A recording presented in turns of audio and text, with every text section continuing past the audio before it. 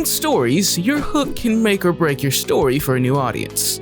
They're likelier to stop watching or reading your story if it doesn't grab their attention. An idea can also grab your audience's attention. If the idea is compelling enough, it could trick your audience into watching your story on the premise alone.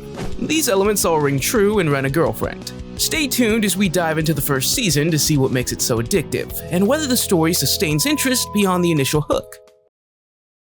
Rent a Girlfriend excels in engaging viewers with its controversial premise. The unconventional idea of renting a girlfriend immediately sparks interest and draws the audience. The show delivers on this promise quickly, but not before establishing its characters and their motivations. We meet Kazuya Kinoshita, a college student who's down on his luck after being dumped by his girlfriend. Desperate to feel better, he decides to rent a girlfriend. By delivering on its premise early, the show satisfies the audience's curiosity and builds anticipation. Viewers wonder how Kazuya's date will unfold and how he'll react to his fake girlfriend. His date with Chizuru Mizura is initially everything he didn't expect, seemingly perfect, though Kazuya still feels uneasy. Externally, we see how much Chizuru seemingly enjoys the date, but internally, Kazuya wants to leave. In Robert McKee's famous book, Story, he explains the basics of story design terminology. He explains that every scene must have a value, and at the end of a scene, the value must have the opposite charge when compared to the beginning. While this isn't an absolute rule, it's a useful tool for making stories more engaging by following the emotional journey of a character. In their first date, we see Kazuya start uneasy, but he ends up relaxed. This fosters empathy and builds expectations, leading to surprise or satisfaction. This value charge is evident in episode 1, where Kazuya visits his grandmother in the hospital. The value change here is Kazuya's confidence and uncertainty in keeping a secret. The scene starts with Kazuya and his family, worried about his grandmother's condition. As the focus shifts to Kazuya's relationship with Chizuru, Kazuya is uncertain but gains confidence as Chizuru convincingly plays along. The suspense rises when both their grandmothers are revealed to be in the same hospital, adding a layer of uncertainty. The scene ends with them pretending to be in a real relationship, effectively changing the characters' positions and keeping the audience on the edge. Since the audience knows what's happening on two different levels, we understand how Kazuya is suffering to the point we're invested in the outcome. Rent a Girlfriend's more akin to a thriller than a rom-com, since it prioritizes tension, suspense, and cliffhangers. It constantly makes the audience wonder what's going to happen next. One technique Rent a Girlfriend uses is yo-yoing. Yo-yoing typically refers to dieting, but can also apply to writing as a technique that creates a back-and-forth dynamic in the story, character development, and emotional mood. The method refers to a narrative technique where a plot point or character arc is repeatedly developed, undone, and redeveloped, often returning to a previous state of status quo ante. This method uses contrasting elements to keep the audience engaged with the repeated use of tension and release, as well as success and failure. This differs from a normal story, where elements gradually build to a climax. Whereas, a story yo-yoing will have several moments where the story reaches a climax in terms of drama. Throughout the first season, Kazuya faces situations where his lie might be exposed, only for new conflicts to arise. For example, in episode 9, Ruka interrupts an outing and reveals herself as Kazuya's girlfriend, forcing Kazuya to lie about Ruka. Ruka responds by attempting to get Kazuya's grandma alone so she can tell her the truth. However, Ruka doesn't follow her plan, but now plans to win Kazuya and his family's hearts. This is the essence of Rent a Girlfriend.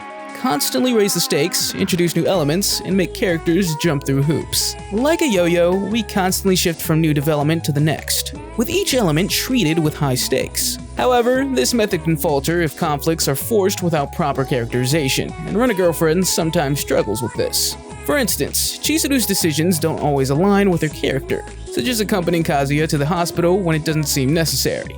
We can see this in the first episode, where Chizuru only decides to go to the hospital with Kazuya since he still has more time left. The problem with this is that Chizuru already got paid, and it wouldn't be her fault if the date ended early if her client had an emergency. She even knew her grandmother was a patient at the hospital. Chizuru's known to be a stickler for the rules when it comes to her job, but constantly breaks them. This would not be a problem if Chizuru had liked Kazuya since the first episode, but we have no reason to believe she was romantically interested in him then.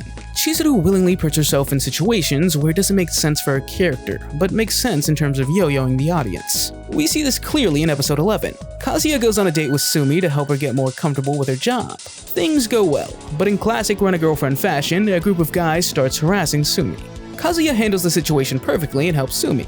Later, Mami appears, curious about what's happening. Since Kazuya already has a girlfriend, he can't explain that Sumi is a Rent a Girlfriend, leaving him unsure of what to do. He ends up saying that his girlfriend doesn't know the girl he's with, raising the stakes and making the audience wonder what's gonna happen next. But this whole situation could be resolved easily. We've seen Kazuya handle tough situations perfectly with the harassers, so why can't he simply explain that Sumi is Chizuru's friend? Kazuya could say that Chizuru asked him to hang out with Sumi because she's shy around guys and needs to break out of her shell with someone she can trust. This explanation fits the story's events and characters. However, Rent-A-Girlfriend prioritizes making the show as addictive as possible, sometimes at the expense of character consistency. This is where pushing conflict fails. Good yo-yoing involves adding stakes while keeping characters' actions consistent with their personalities. Bad yo-yoing happens when characters are forced into conflict and act out of character to serve the plot. An interesting premise alone won't carry your story, which seems to be the issue with Rent-A-Girlfriend. A good hook can help you gain attention, but the story needs to sustain interest and make sense. Rent-A-Girlfriend gets this right with all the girls except Chizuru.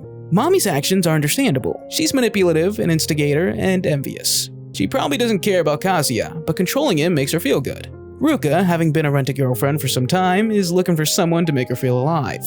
She likes Kazuya because he can make her heart race. For our female lead, Chizuru, we get a mixed bag. In episode 12, Kazuya confesses his love to Chizuru, but she dismisses it as a misunderstanding. Later, we see Chizuru reflect on that moment with embarrassment. The show depicts Chizuru as having feelings for Kazuya, but not fully understanding them. The problem with this is that if she were so unsure, she wouldn't act so self-assured when setting boundaries with Kazuya. There should be some internal conflict within her character. The worst part is her newfound crush on Kazuya stems from episode 4. Kibe convinces Chizuru to give Kazuya another chance, even though they agreed to end their lies. They decided to go on a short boat trip to appease Kibe. During the trip, Chizuru gets sick and falls off the boat, leading Kazuya to save her and continue their fake relationship. The issue here is that the steps leading to the endpoint didn't make much sense. Chizuru and Kazuya could have lied about going on the boat, especially since Chizuru didn't feel well beforehand. Chizuru should not care about Kibe's speech, as faking relationships is normal for her. She could easily tell Kibe that she's just friends with Kazuya. Later, Chizuru's character becomes oblivious whenever the plot requires it. In episode 9, the question is posed to Kazuya if he has fallen in love with her.